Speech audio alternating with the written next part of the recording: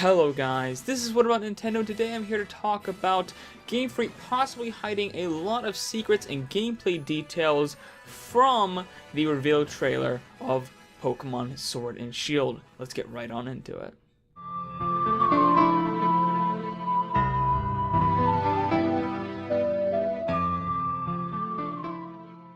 So guys, obviously you might be thinking, well, of course there's secrets from the reveal trailer. Of course they're not going to tell us everything about the Pokemon games in its reveal trailer. Obviously that just would be ridiculous. They're not going to tell us every mechanic of the game in the reveal trailer, and I get that and I understand.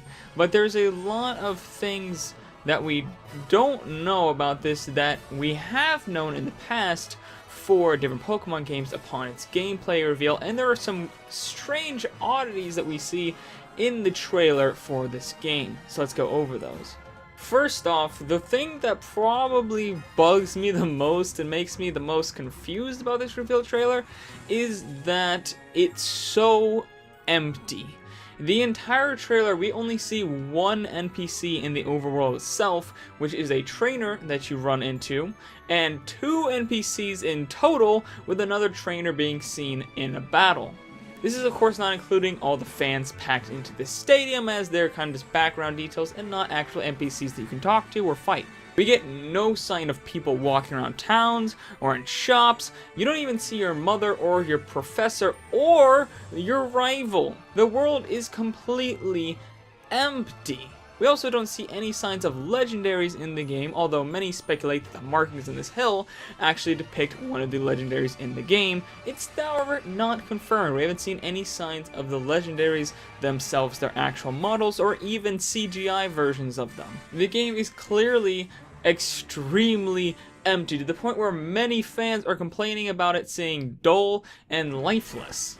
This wasn't the case with many other Pokemon initial reveal trailers. In fact, for X and Y, this was definitely not the case. We saw plenty of NPCs roaming around the environment, and we got footage of the legendaries as well, although it was just CGI. The same goes for Sun and Moon, where we can actually see NPCs, your mother, your rival, Hau, Professor Kukui, and even the island Kohana, Hala. We even see the legendaries like we did in X and Y. However, to be fair, in Sun and Moon's gameplay reveal that was in May, which is closer to the release date than we are right now, assuming it comes out in November, to Sword and Shield's actual release date.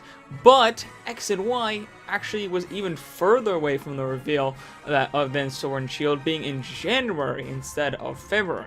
So obviously I don't think we're gonna get the retail version of Sword and Shield and have no NPCs to run into and one trainer in the entire game. So obviously I think this seems to be some kind of special build with many features taken out of it. NPCs seem to be completely stripped out of it, except for that one scene of course with the trainer. Just everything seems to have been taken, and you're seeing the bare bones world, and you know, the graphics engine is I think what they wanted to show off. They wanted to, you know, everyone was like, Gen 8, is it gonna look good? Is it gonna be like Breath of the Wild? Is it gonna be a big leap?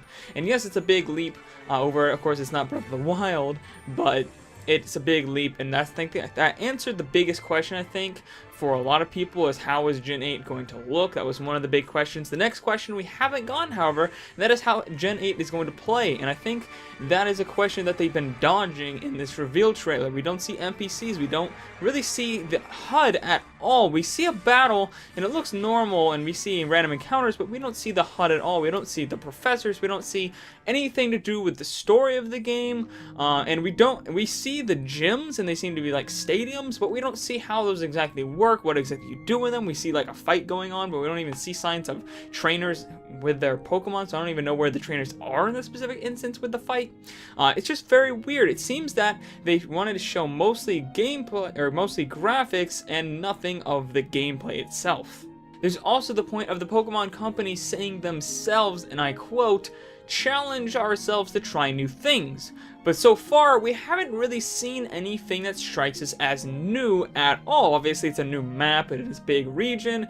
That's the same for every single Pokemon game, other than, you know, of course, remakes and stuff. And the only hint of anything new is with those stadiums, and yet we see nothing of how they actually work.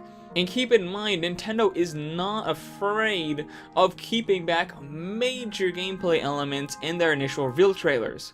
And I understand that this isn't a Pokemon company technically, because they're not technically Nintendo, because they work by themselves, but it's still a good point, and that is that we didn't even know of a main mechanic in Mario Odyssey, the capture mechanic, until E3, despite having seen the game twice. We saw, imagine, when I saw Cappy, I was just blown. My mind was like, oh my gosh, there was just a whole new aspect of this game we didn't even know. And I kind of have an idea and a thought that maybe it's the same for Pokemon. Maybe there is some kind of big gameplay mechanic, or the way the world's structured, or maybe the way you would explore the world itself that we just haven't seen, and it's just going to be one of those aha moments when we finally see, you know, what the big change in Generation 8 is, because right now it looks very similar to the other generations, despite them saying it was going to be different.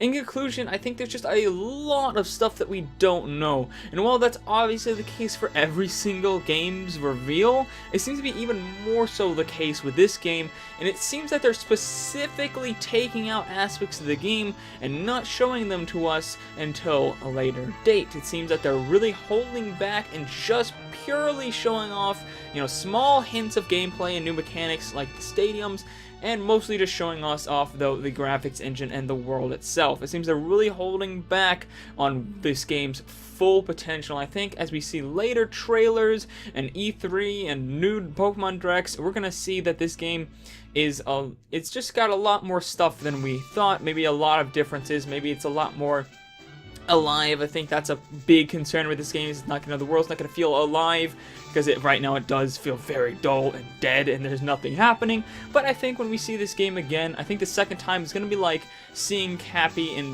the capture mechanic in Mario Odyssey, which is like, it's gonna be an aha moment. Oh, this is what they're doing with Generation 8, and I think we'll be much more happy with the game then. But yeah, guys, though, that's just my opinion and my theory. Let me know what you think down in the comments below. Do you think Pokemon is hiding things from us in this reveal trailer, other than, you know, just basic reveal trailer stuff? What do you think they're hiding? If you have any theories on different gaming mechanics that maybe they're not showing us and you think will be in the game, let me know down in the comments below. Also, if you enjoyed this video, make sure that like button, hit that subscribe button, and ring that bell icon for notifications of all my videos. And I'll see all you awesome people later on What About Nintendo. Bye!